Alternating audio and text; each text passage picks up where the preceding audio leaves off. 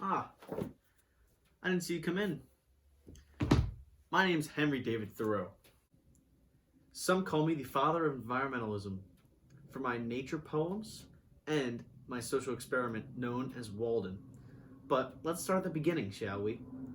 I was born in Concord, Massachusetts in the summer of 1817. My father ran a pencil factory, and my mother took care of the house and family. After my childhood, I went to a tiny little local school called Harvard and studied Greek, Latin, and German. After school, I couldn't really get a job, so I crashed at my parents for a few years until I met Ralph Waldo Emerson.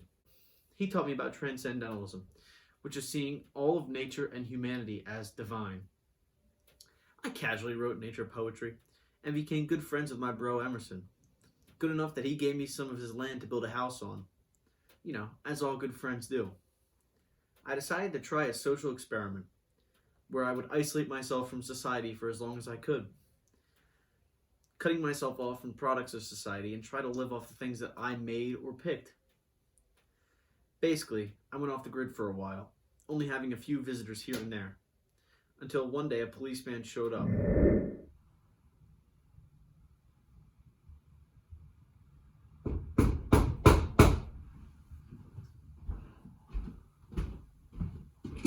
Sheriff Sam Staples. What are you doing here? How can I help you? It appears you've not paid your poll tax.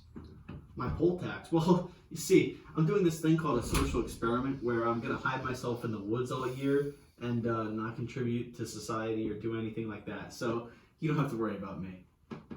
$1.54. $1.54? This is preposterous. What does it look like I'm made of money? Please just pay your taxes. No, I will not support a government that inflicts tyrannies among the people. Slavery, the Mexican-American War, all this stuff that the government's doing, and I'm funding it by paying these taxes. Oh, here we go. Look, I can't. My conscience does not allow me to pay these taxes while the government is killing people, beating people, enslaving people. It's just wrong. We can't allow the government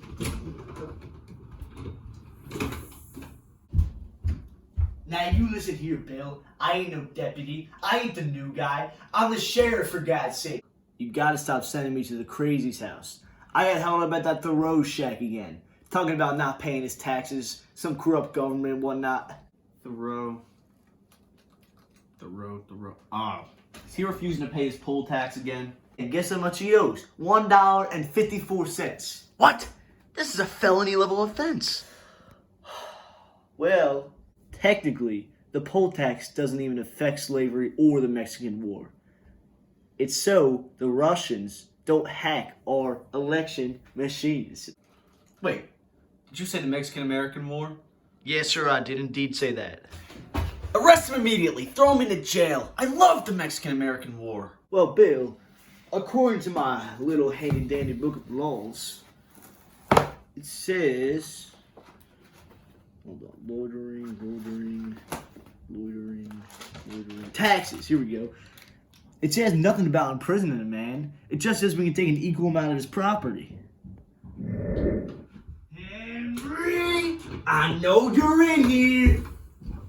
Sheriff, how? You said you was going to be staying here. Oh yeah, I did tell you that. Is this about the taxes again? What do you think? I mean, yeah. But like, you know, I'm not going to stand for a government that just doesn't... We're going to the doghouse, Henry. Oh, okay. Thoreau! Yeah, what is it, guard? You made bail. Look, I don't know what you're talking about. I've been in here all my life. I don't know anything outside these walls. Calm down, son. You've been in here for 1 hour. I have? Who paid my bail? Your Aunt Marie. Anyways, Civil Disobedience was published in 1849. No. Actually, it was not very successful at first. Neither was my other work that I was currently working on when I was so rudely interrupted by the police, Walden, which was published in 1854. Walden was about living in nature and about my social experiment where I cut myself off from society. And that was really what made me the father of environmentalism, along with my numerous nature poems. Thank you for watching. And if you learned one thing from this video, it was that you should not pay taxes. Here comes the money, money, money.